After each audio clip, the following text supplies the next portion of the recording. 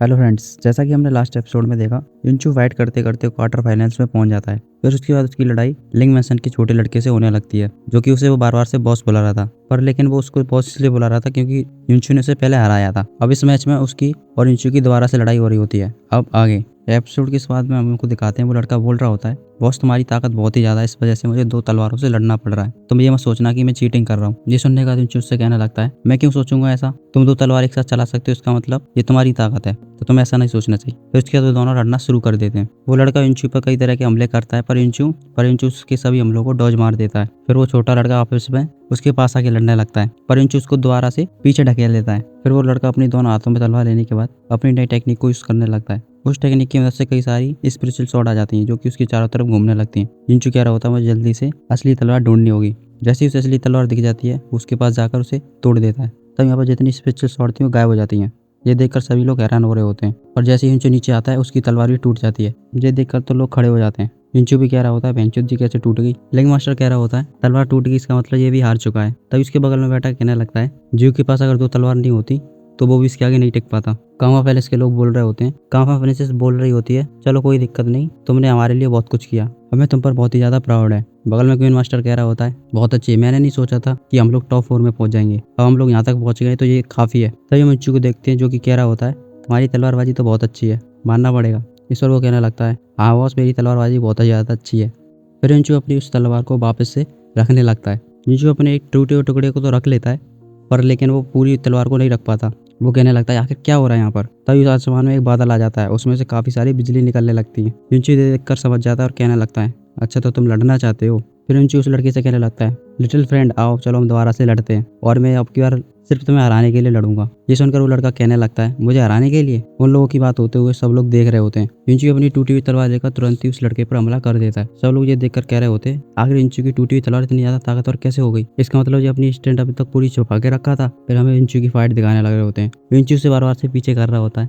वो पीछे जाने के बाद वो लड़का पीछे जाने के बाद अपनी एक टेक्निक का यूज करता है। वो टेक्निक उसके पास आई रही होती है। युनचू तभी अपनी फॉलिंग मून एंड स्टार की एक टेक्निक का यूज करता है और उसकी तरफ फेंक देता है। वो दोनों टेक्निक आपस में टकरा जाती हैं और गायब हो जाती है, पर युनचू वहीं नहीं रुकता, वो तुरंत ही उस पर हमला कर देता है। ये देखकर लिंग मास्टर कहने लगता है, आखिर यहाँ पर क्या हो रहा है। बगल वाला लड़का कहने लगता है जी वो वाली टेक्निक का इस्तेमाल करने वाला है।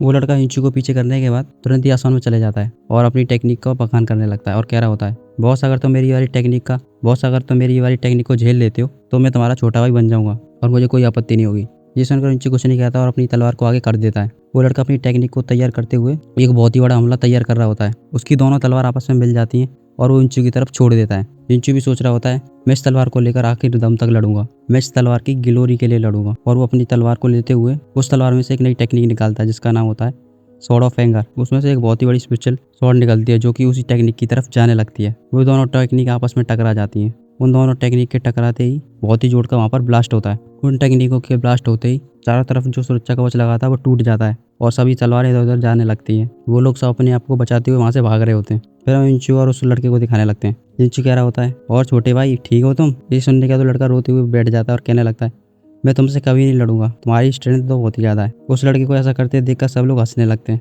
तभी 4 लॉर्डों में से एक लॉर्ड कह रहा होता है, इसने 3 वे स्वॉर्ड को हरा दिया, वो भी सिर्फ लेवल 10 स्पिरिट बॉडी में रहकर, काफी तारीफ है। वो सब लोग देखकर हैरान हो रहे होते हैं। तभी रेफरी आकर कहने लगता है, कांगो पैलेस से युनचू जीत चुका है और इसी के साथ ही वो फाइनल्स में पहुंच चुका है। ये सुनते ही कांगो पैलेस के लोग उड़ने लगते हैं। युनचू स्टेज से जा ही रहा होता है, तभी लिंग लॉर्ड उसे रोक लेता है, जो कि कहने लगता है, युनचू रुको। युनचू ये सुनने पर रुक जाता है और पूछने लगता है, क्या हुआ। ये सर वो पूछता है, क्या तुम 3 वे स्वॉर्ड डोमेन को ज्वाइन करना चाहोगे। ये सुनते ही सब लोग शॉक्ड रह जाते हैं। इधर कोई सोच रहा होता है, अगर ये 3 वे डोमेन को ज्वाइन कर लेता है तो कुछ ही सालों में पूरे 3 कॉन्टिनेंट में अपना नाम जमा देगा।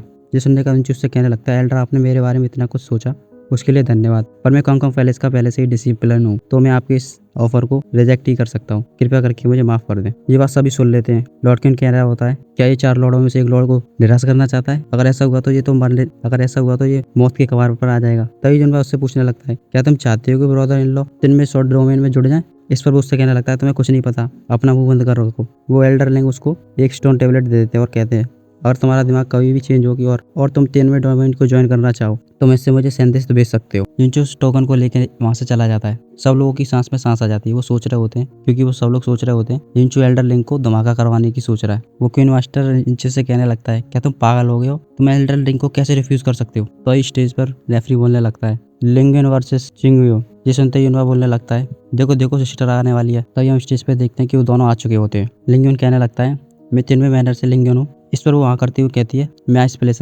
पैलेस से चिंगयू हूँ। शुक्लैंड का लीडर कह रहा होता है, अब इस लड़की को सबक सिखाया जाएगा। क्योंकि तुरंत ही अपने आइस पैलेस के 13 मूव में से एक मूव को यूज कर देती है, पर वो लिंगन बड़े आराम से उसके हमले को रोक देता है। फिर वे दोनों आपस में तलवारबाजी करने लगते हैं, पर लिंगन एक ही हाथ से तलवार को आराम से लड़ रहा होता है और क्योंकि उस पर थोड़ा सा भी दबाव नहीं बना पा रही होती है। ये देखकर त्यूनिन मास्टर कहने लगता है लिंगन इस लड़की को अच्छा दिखाना चाहता है, इसलिए वो उससे बड़े आराम से लड़ रहा है। इस पर उसकी वाइफ कहने लगती है, लिंगन बचपन से ही बहुत ही ज्यादा दयावान है और उसका ओपोनेंट एक लड़की है, इसलिए वो कुछ ज्यादा ही काइंड हो रहा है। मुझे लगता है वो बिल्कुल तुम्हारी तरह है। इस पर उससे कहने लगता है, तुम क्या कहना चाहती हो? तभी वो कहने लगती है, लिंगन हरा दो उसे। तभी लिंगन एकदम आसमान में चले जाता है और कई सारी स्पेशल शॉट्स के पास आ जाती हैं।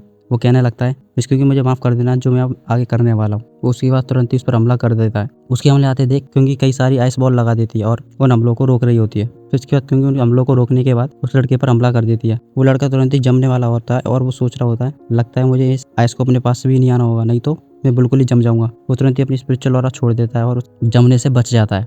फिर उसके बाद वो अपनी एक और नई टेक्निक को इस्तेमाल करने लगता है और उसको तैयार करते करते उसकी स्पीड बहुत तेज हो जाती है। उसकी स्पीड देखकर सब लोग चौंक जाते हैं। इंची कह रहा होता है, इतनी तेज कैसे हो सकता है? वो लिंगन बड़ी स्पीड से आता है और क्योंकि के पास से निकल जाता है और थोड़ी आगे जाकर खड़ा हो जाता है और उसको पीछे घूमकर देखने लगता है। क्योंकि वहीं पर खड़ी होती है जो कि थोड़ा हल्का शॉक्ड में होती है। उस हमले से क्योंकि का जो मास्क होता है वो हट जाता है। उसके मास्क के हटते ही सब लोग कहने लगते हैं, ये लड़की कितनी खूबसूरत है, बहुत ही ज्यादा ब्यूटीफुल। उसको इतना खूबसूरत देखकर कामा फ्रेंसिस कह रही होती है, ये तो बहुत ही ज्यादा खूबसूरत है। इंचू कह रहा होता है, 1 साल में ये और ज्यादा खूबसूरत हो गई। युनवा कहने लगता है, सिस्टर तो और ज्यादा सुंदर लग रही है। किंग मैनर का मास्टर और उसका लियो बेटा वो भी इस देखकर उसे अपनी आंखें फाड़कर देख रहे होते हैं। उसकी वाइफ ये देखकर कहने लगती है, पहले ये आइस पैलेस मेरे पति को खा गया, अब लगता है मेरे लड़के को भी खाने वाला है। युनशान उसको देखकर पागल हो चुका होता है। वो उसको देखे जा रहा होता है और मन में सोच रहा होता है, मैं इसे पाके रहूंगा। तभी क्योंकि कहने लगती है, क्यों मास्टर कंटिन्यू कर सकते हो तुम। ये सुनने के बाद वो ख्याल से बाहर आता है और फिर हाँ करने लगता है। तभी क्योंकि अपनी तलवार को गायब कर देती है और एक टेक्निक को बुला देती है। उसके शरीर के ऊपर आइस फोनिक्स तलवार की टेक्निक आ जाती है। उसको देखने के बाद सब लोग कहने लगते हैं, इस टेक्निक को ये कैसे यूज कर सकती है?